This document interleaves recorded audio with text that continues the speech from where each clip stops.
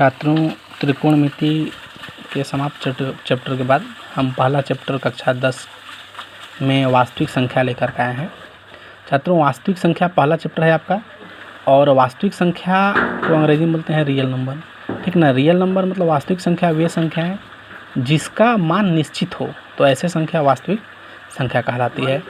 इसमें पहला है आपका यूक्लिड विभाजन प्रमेयिका। यूक्लिड विभाजन प्रमेयिका क्या होता है? यूक्लिड विभाजन प्रमेयिका जैसे दो धनात्मक पूर्णांक, मान ली कि माना कोई धनात्मक पूर्णांक a और b दिए रहने पर, ठीक है, हम a बराबर बी क्यू प्लस आर, ठीक, r लिख सकते हैं, और जो r होगा वह r का मान 0 से बड़ा होगा या तो बराबर होगा और b से बड़ा होगा, मतलब 0 से छोटा या तो बराबर होगा और r से बड़ा होगा। तो इस तरह से मतलब r का मान 0 और b के बीच यदि संतुष्ट करने वाली पूर्ण संख्या q और r को हम ज्ञात कर सकते हैं। तो ये हमारा यूक्लिड विभाजन प्रमेयिका था, ठीक है। और मतलब कहने का मतलब कि इसमें जो q और r है, ठीक है, पूर्ण संख्या q और r को ज्ञात कर सकते हैं, और q और r को जब ज्ञात कर सकते हैं तो इसे यह संतुष्ट करती है। कहने का मतलब r का मान जो है 0 और b के बीच में है, ठीक।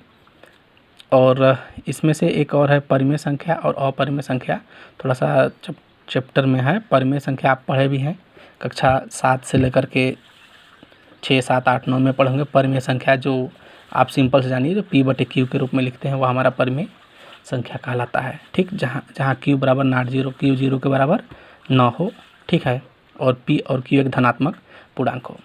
और अपरिमेय संख्या वे संख्याएं जो p/q के रूप में न हो, जैसे कड़ी में 3, कड़ी में 5, ये सब अपरिमेय संख्या के अंतर्गत आते हैं, जितने भी कड़ी के रूप में मान होते हैं। तो यूक्लिड विभाजन प्रमेयिका के आधार पर एक हम सवाल लिख रहे हैं, मतलब यूक्लिड विभाजन प्रमेयिका एक सिद्ध प्रमेयिका है। जैसे देख लो, लिखा है क्वेश्चन, यूक्लिड विभाजन प्रमेयिका का प्रयोग करके दर्शाइए कि किसी धनात्मक पूर्णांक का वर्ग, मतलब कोई भी जो धनात्मक पूर्णांक का जो वर्ग है, किसी पूर्णांक m के लिए 3m या 3m + 1 के रूप का होता है। मतलब कोई भी जो धनात्मक पूर्णांक का जो वर्ग है वह 3m या 3m + 1 के रूप का होता है, ठीक है। इसके लिए हमने अपने से पहले माना कि x बराबर 1 कोई धन पूर्णांक है, तब हम m तथा 3m को जब m कोई अलग पूर्णांक माने हैं तो लिख सकते हैं 3q तथा 3q + 1। मतलब m हमको सिद्ध करना है कि ये इतना होता है, इसलिए हम इस प्रमेयिका को मान रहे हैं कि 3q और 3q + 1 के रूप का है।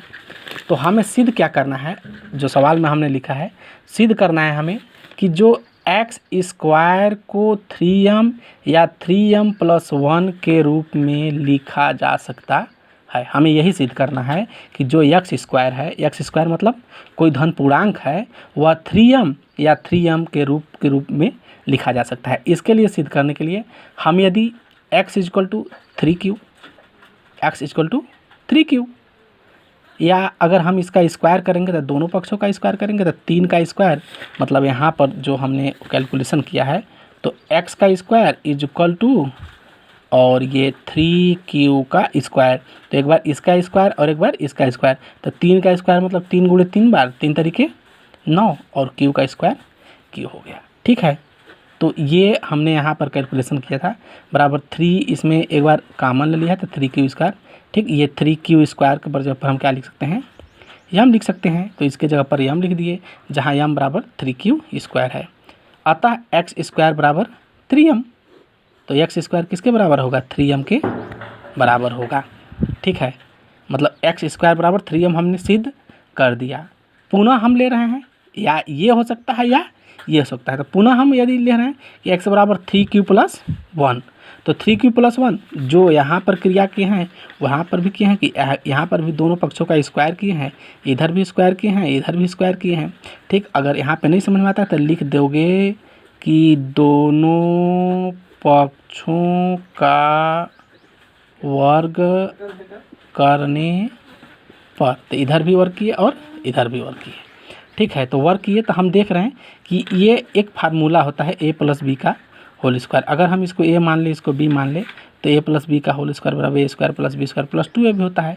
तो a स्क्वायर मतलब 3q का स्क्वायर, तो 3 तरीके 9q square plus b square मतलब 1 का स्क्वायर प्लस 2a और इसको b कर लिए। अब क्या किए बालक, इसको बीच में कर दिए, 1 को इधर कर दिए हैं। ऐसा क्यों किए? क्योंकि इसमें हमको कुछ ना कुछ कॉमन मिलेगा, तो उस कॉमन को लेने के लिए हमने ऐसा किया। 3 इसमें कॉमन ले लेंगे, तो 3q square plus 2q plus 1, तो ये इसके जगह पर हमने m माना है तो m लिख दिए। तो s स्क्वायर बराबर 3m, जहाँ m बराबर 3q स्क्वायर प्लस 2q, जहाँ m बराबर एक पूर्णांक है। तो समीकरण 1 और 2 से स्पष्ट है कि x स्क्वायर बराबर 3m या 3m प्लस 1 होगा। तो अतः किसी धनात्मक पूर्णांक का वर्ग किसी पूर्णांक m के लिए 3m और 3m प्लस 1 का रूप होगा। आप यहाँ देख रहे हैं कि इसके लिए भी 3m प्लस 1 के लिए भी और यहाँ 3m के लिए भी, दोनों तरीक़ों से या 3m या 3m प्लस 1 के रूप में इसे लिखा जा सकता है। तो स्पष्ट है कि किसी भी धनात्मक पूर्णांक का वर्ग किसी पूर्णांक m के लिए 3m और 3m प्लस 1 का रूप होता है। छात्रों, इसी पर आधारित एक मैं आपको सवाल दे रहा हूं जो सॉल्व करेंगे, और जब समझ में नहीं आएगा तो नेक्स्ट डे हमसे पूछ लेंगे। जैसे लिखा है, यूक्लिड विभाजन प्रमेय का प्रयोग करके दर्शाइए कि किसी धनात्मक पूर्णांक का धन 9m तथा या 9m प्लस 1 या 9m प्लस 8 के रूप का होता है। सेम सवाल है, यहाँ पर वर्ग m तथा 3m प्लस 1 के रूप का है, और यहाँ आपको सिद्ध क्या करना है कि 9m प्लस 1 या 9m प्लस 8 किसका, किसी धनात्मक पूर्णांक का घन। ठीक, थोड़ा सा ध्यान से लगाइएगा।